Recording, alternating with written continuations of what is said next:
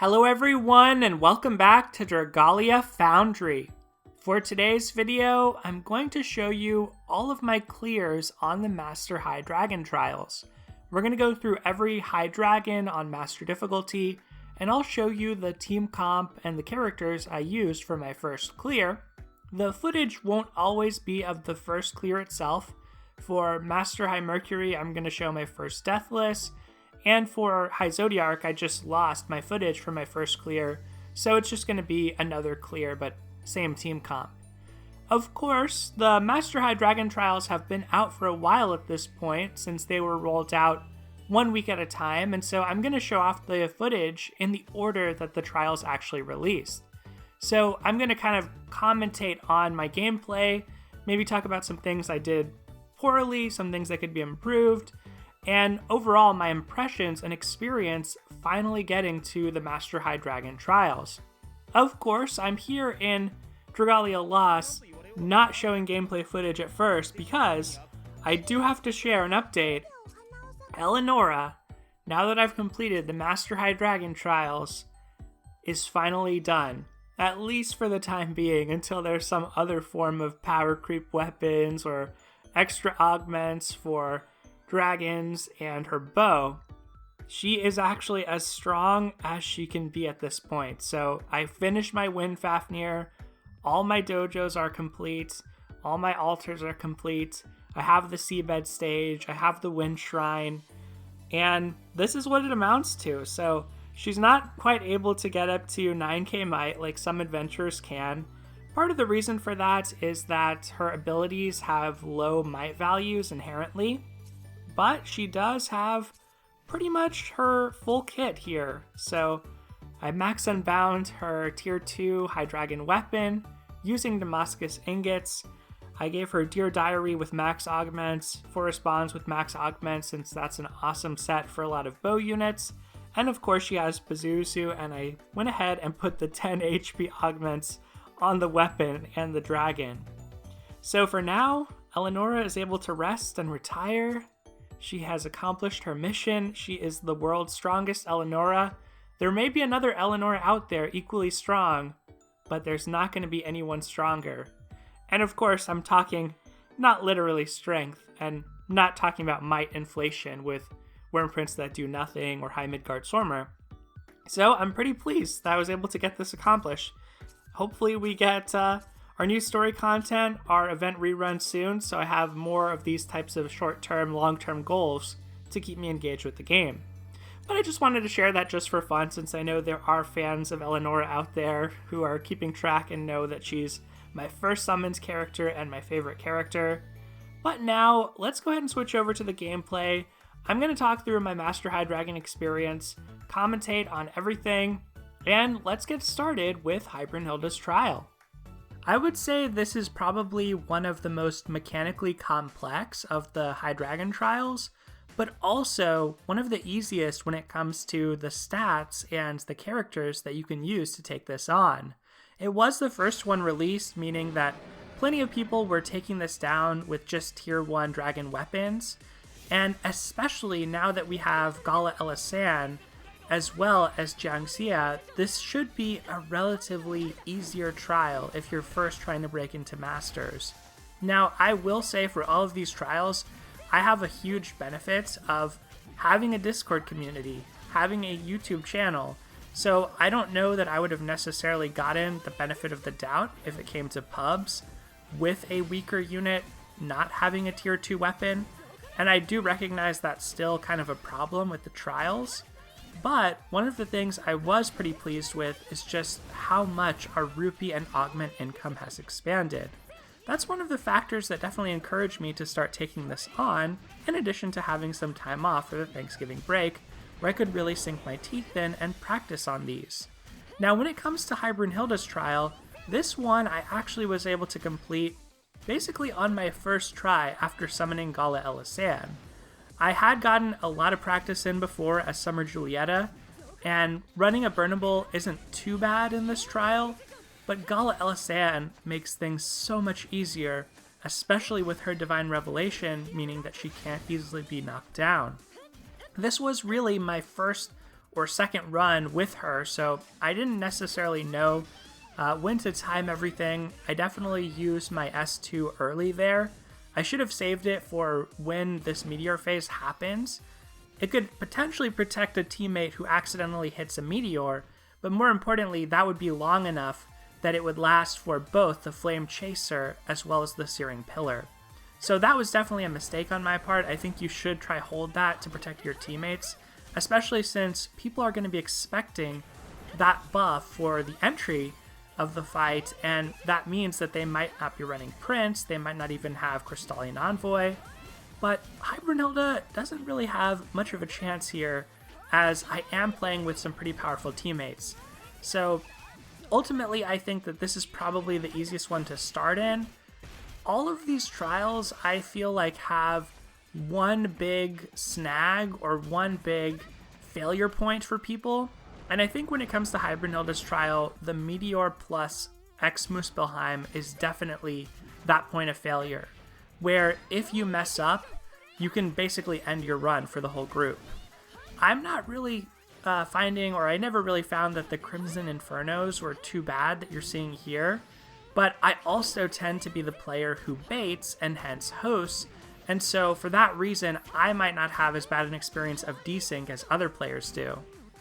There, I got a bit hasty, didn't really put my buff zone in that good of a location, but it's barely touching the edge of Brunhilda, but I thought we were going to be able to break her quickly, so that's why I decided to go for that. And we pretty much have the clear here if we can just coordinate properly for Grand Muspelheim. I'm also running with a Celiera here, which isn't necessarily a common unit that you would find in pubs, but I do think she's a very good and underrated unit. She kind of can fit into any team comp because she's not going to be conflicting with whoever's baiting, and her co-ability is super awesome. Finally, we kind of wrap up the fight. We don't want to get careless and get hasty there and accidentally stack, but we probably could have just finished things off. And I went ahead and used my S3 just for some splash, since it's not especially good. That was Brunhilda's trial. That's the team comp that I was able to use. For pretty much all of these trials, I was running with other players who had already gotten plenty of clears in the prior weeks. And I think that's kind of one of the biggest skill differentiators, is honestly just your practice and experience level. I feel like I'm kind of a mediocre player. If you've run with me a lot on the Discord, you probably know what I mean. I'm kind of like an average player. There are times, if you've only played with me a few times and I was running hot, where I was doing everything properly, but I tend to be kind of greedy, and also I tend to be kind of swingy in my play, so I'm not the best player in the world for sure, and I don't think you necessarily have to be to take on these trials, but what's going to make a bigger difference is when you're playing with players who have already gotten 200, 100 of the horns, it means that they've run these like 50 to 100 times, you know? And so it's going to be hard to compete with that when you're trying to clear for your first time and somebody's already cleared this 100 times. I think it's just natural that you're going to make more mistakes and have more failures. So I try not to get into my head about that, but this trial I definitely was. Midgardsormr is pretty tough. I was using a standard comp here with Cerise. So Cerise, I think, is a really fantastic adventure for this trial. Underbuilt and kind of underappreciated. I also think Student Maribel is also quite good, but Cerise has really good personal damage, and the Skill Haste co-ability makes things very comfortable. She can also easily keep a large amount of buffs between Emma and Halloween Lowen. I think Halloween Lowen is also a bit underappreciated, as I'm still seeing a lot of players preferring Verica and trying to run with sleep res comps. I think that made sense when this trial first started. A lot of people still had tier 1 weapons. I don't think Halloween Lowen was available at that time. Chelsea wasn't available. But at this point, I do think that there are a little bit faster comps that could probably be used, and also a little bit safer, because with the lack of stun res, if your baiting fails with Ramona and you get stunned, it could easily end the run. Now, that being said, mistakes can also end the run easily, and with me not having cleared yet and having practiced this for about an hour and a half at this point, I was getting pretty sloppy. I was making some mistakes for sure. My DPS was not super crisp on this. We are not going to be able to break by the first Gales, which some of our runs we were quite close to, so this is definitely a lower DPS run. But I'm trying to play as conservatively as possible because greed is such a killer in this particular trial. This trial, I would say that move right there, the Tempest or Gales, are what is the major killer or the major check for players. That's sort of the great filter on this trial. It tends to wipe out maybe 1 or 2 players in a pub run if you're not with an experienced group, and that can be lethal for the entire team because it's just hard to have the DPS to clear from there. I think that players might make the mistake thinking that High Midgardsormr is easy in Standard and Expert, and therefore he's going to be easy in Master, but he's actually one of the hardest, in my opinion, the hardest Master. He's not necessarily mechanically that hard, but I think that there's a lot of room for failure. If your baits fail, if you accidentally steal bait, which was another issue I experienced a lot. I tried running Reyna in comps with Ramona, but I just tend to get too close, and Reyna's first skill does propel her forward slightly. It's that matter of greed again, where if you're trying to get your full combo, if you're trying to get in all your rotations and maximize your DPS, sometimes you're going to be in the wrong position at the wrong time, and you might end up stealing bait or baiting in a bad direction. This happening right now was completely not intended, but I don't know this half of the fight well, and I was just getting on the left side of Midgardsormr toward the wall, only because I thought that he might be spitting out his tornadoes.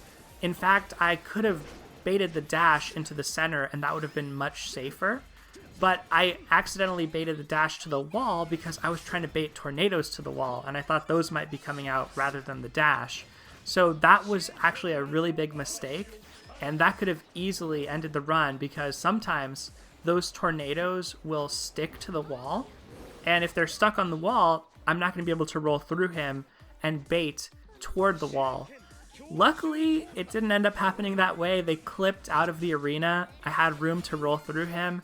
And somehow this really messy run was my first clear, but it took a lot of attempts. So that's one where I super appreciate my teammates, and honestly on all of these, having patient teammates and I think running with a static group of the same players makes a pretty big difference. Doing this in pubs I think is probably still going to be painful unless you've already cleared it plenty of times, you have a lot of experience, and you have the might, the epithets, to really signal that. This maybe wasn't the standard comp either, so I think it's harder to find these characters in pubs. That's why I suggested that people start building them. Hopefully we can get more of them available. But yeah, I think Ramona, Emma, Reyna, and Verica still more popular, and for better or for worse, that is a powerful comp. You know, Ramona's can be hard to bait with, I think, but she's able to clear and do a lot of damage, so people like her, people like Reyna, they like Burning Punisher on this, and I'm kind of indifferent about it. I've seen some sub 3 clears with Cerise, but also with Reyna, so that's another option. Ultimately, I just built Mikoto. He was one of my favorite units, and I max and bound my Arctos, and so I kind of just wanted to do it with him. I grinded so much Midgardsormr's trial with him once I finally summoned him back in January, to the point that I was grinding out Midgardsormr's trial just to build my Fafnir for Eleonora, and so I wanted to use him and kind of pay homage in that sense. The next week we had High Jupiter's trial, and High Jupiter's trial is maybe the second hardest in my opinion after High Midgardsormr. Stats wise, it's much easier. You're not probably going to be running out the clock on this one. The challenge with this trial, in my opinion, is that it does not really communicate what is happening at all. And just like High Midgardsormr's trial with the Storm Strikes, there are invisible mechanics in this that are just going to destroy you if you have no idea what's going on. So here I had the benefit of playing with 3 other players who had already cleared, and an Audric who was really awesome when it came to their sticker use and coordinating and kind of telling us where to go. So this one probably took a couple hours, but was definitely not as hard, I would say, as High Midgardsormr.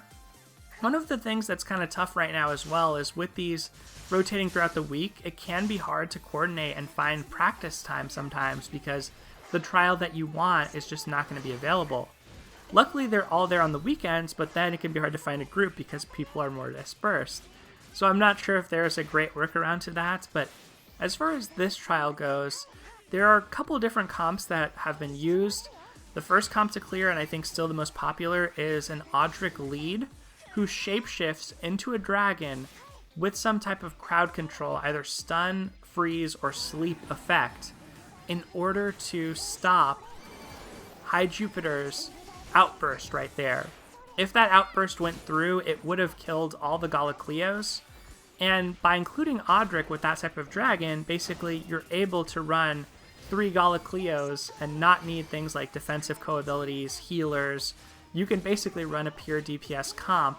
So this was one of the first strategies to take off, but there are other types of clears with Lance plus Axe plus normal Cleo. I'm not sure how well those team comps work or kind of what they function like. This is what I decided to go with since my Galacleo was already built. And I think this is one of the big failure points for this trial, is that bolt barrage right there. You see that I hesitated and kind of went the wrong way at first. Almost out of habit, I wanted to go toward High Jupiter, but we needed to coordinate as a group there, or at least that was probably going to be the easiest way to take that on. Those bolt barrages being invisible and popping after a certain amount of time can be super frustrating if you don't know what's going on or you're not in a coordinated group. So I think that this trial is the one I'm most looking forward to seeing what adventurers get powered up to kind of break this open.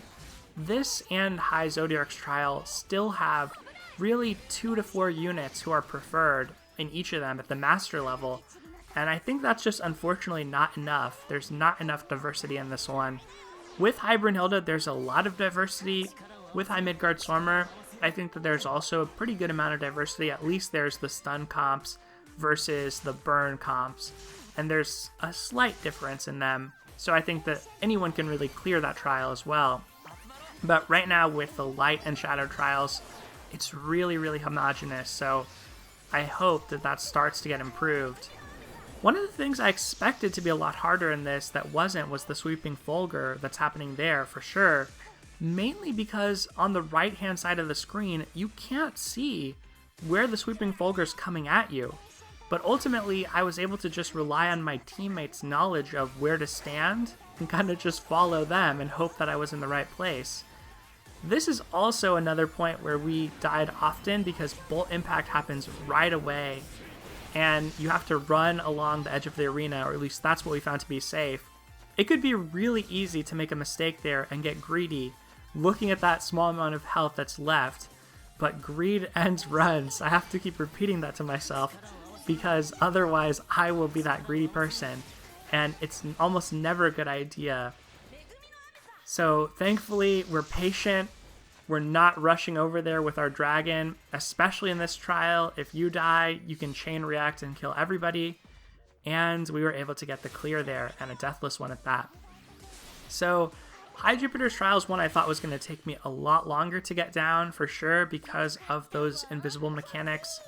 I think they're pretty tough, but that is just how good Galacleo is at some level.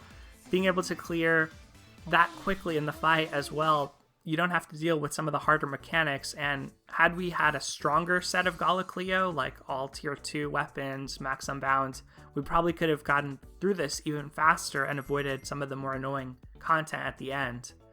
So High Jupiter's Trial Master wasn't too bad.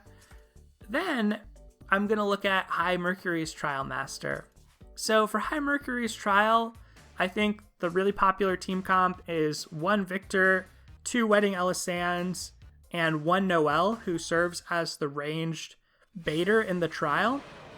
I wanted to go with something a little bit different, mainly because my High Dragon weapon of choice was a bow. I had built that for Eleonora. Obviously, you saw that at the beginning of this video, but Eleonora is severely hampered, as are all ranged units, pretty much other than Noelle, in this fight, because the opening blast does high enough damage that you need to run both the high Mercury res Wormprint and have some other type of protection.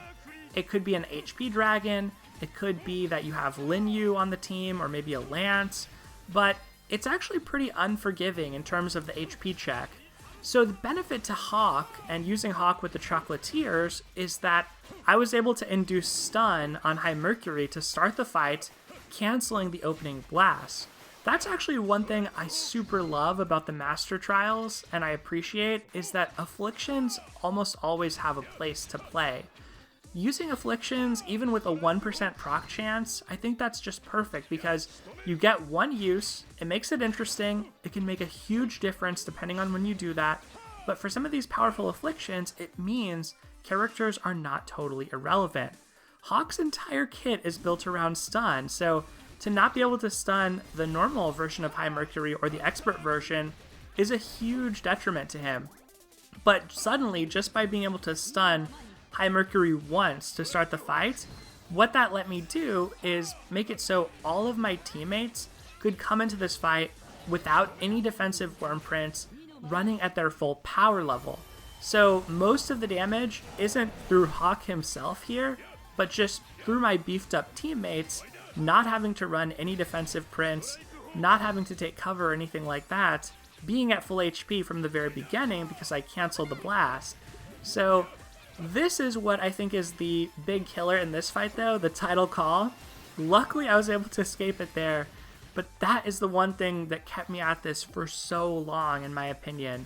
It's actually not that hard to ranged bait in this fight. You're gonna encounter a few hard things. There are some times where Spitfire happens after break or at a time that catches you off guard, like after you move in from the title call. You want to be conservative with your skill use if you're playing Noelle and at least save your second two skills to be able to iframe, since those are not as important as your first skill. But you see there, that could have easily been fatal for me had I not had my third skill available. And even then, that was not the optimal skill to iframe with because it is a really slow one to come out.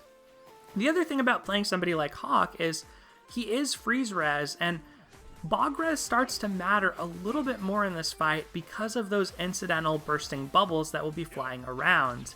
It's actually pretty hard to not run Hawk with Partners in Truth in my view, because you're likely to just take some of those bubbles and accidentally get bogged, and once you're bogged, you're not going to be able to run fast enough in order to dodge some of the aquaspheres that come into the fight. So once again here, we are very close to the end, but as I've said in a couple of these now, we don't want to get greedy, we don't want to accidentally end our run by dying here. So here is my nemesis, Title Call. I died to that so many times. My tip, and what I was told, is to sort of wait for High Mercury to lower his head, or her head rather. But luckily, I didn't even have to deal with the aquaspheres at the end there, because we were able to finish the fight then. And I still had a couple values in the tank in case that they were needed. So that's what ended up working out for me on High Mercury's trial. One of the benefits of someone like Hawk is Noelle gets much better uptime since she can play close if you want to bring her. And you could even bring any ranged unit without them sacrificing a dragon or Wormprint slots and probably have some fun with them. I don't think I'm gonna grind this out with Hawk or anything like that, but I did enjoy getting my first clear and a couple more clears with him, including this one that was my Deathless that got me that very last horn I needed to craft my first water tier 2 weapon. So after High Mercury's trial, the final High Dragon trial on Master that was released was High Zodiark's, and this was actually the first one that I cleared. I think that this one is probably the second easiest after High Brunhilda's, or maybe about as easy as that. You really have the same situation that is going on in Expert. Same team comp that's popular, Double Golly Yuden, Floor, and Yachio. The only difference is in the timing of a few things and in the targeting of a few things. And of course, High Zodiark does have more stats, more HP, so you do have to have good DPS on this one. One of the things you'll notice there is that we dragon slightly later. The reason for that is that we want to ensure our dragon lasts long enough for this dash. And here you'll also notice that High Zodiark doesn't do a tail slam, so Umbral Chaser comes out faster. And after Umbral Chaser, just like before, is Cursed Realm. So this is typical for this strategy with Galiyuden. Everybody gets into the prisons and then you break that marker. You do have to be careful if your DPS is too good of breaking before the marker even appears. And in this trial, you want to destroy 2 of the lanterns each of the first few times. The reason being that he's always going to follow it up, Zodiark's always going to follow it up with a breath. So the first one you kind of bait in that direction, and then everybody lines up to try to bait the dashes. So ultimately with the dashes, they're going to be pretty lethal. One of the reasons for that is one of the moves that Zodiark throws out that I didn't mention earlier, but it's kind of like a purple aura on the ground. It doesn't damage you, but it does decrease your defense by 30%. And while that move is active, you can easily die. There, I kind of made a mistake. It's typical that Floor or Yachia would take that marker, but I accidentally got it, which is why we all stacked up. If one of them were to take the marker, then we would have basically been able to dragon tank it, and some of the characters or adventurers could stay dealing more DPS. Here, we all spread out. We've cleared 2 zones again, but this time we're baiting the breath that way. Luckily, we had enough HP, despite all tanking that Cursed Realm together, that we were able to survive. Most of our characters are pretty built. And here is where things start to fall apart for me. In my first few clears of this, I was able to get Deathless. Once I realized I had to re-record, I called together a group and was really scrubbing out a lot, which is not that unusual for me, but this is a case where I actually think I would have been better served by using Cupid early rather than trying to hold it. And I'll show you my fatal mistake is right now, because instead of running all the way away, I tried to roll away, and that dash was a little bit higher than I expected. I thought it was going to be slightly lower and I had time to get out of it. Unfortunately, I did not, which is a pretty big waste considering I had a Cupid. Probably could have popped that and gotten off a good amount of the remaining HP. Thankfully, one of my teammates felt bad for me and chose to also die, but, you know, we still had the amount of damage we needed. We still had Floor, who's a big damage powerhouse, and Galiyuden to buff her up. And pretty much, that's all for this trial. There is a whole other section of the fight that if you have lower DPS, you're going to have to be ready for.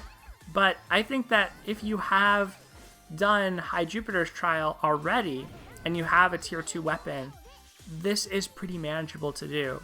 Even with the tier 1 weapon, I think it's manageable, but it's easy to avoid the harder portions of the fight in this one because you're able to clear relatively fast. That's all the High Dragon trials on Master. I hope that you enjoyed kind of my commentary, going through my experience with them. I honestly had some fun playing them, although I don't plan to grind them out anytime soon. Let me know what your experience has been like in the comments below. I'm very curious to hear where you stand, especially after some of the recent updates. But otherwise, everyone, that is going to do it for this video. Thank you as always for watching. Take care, and I'll see you next time.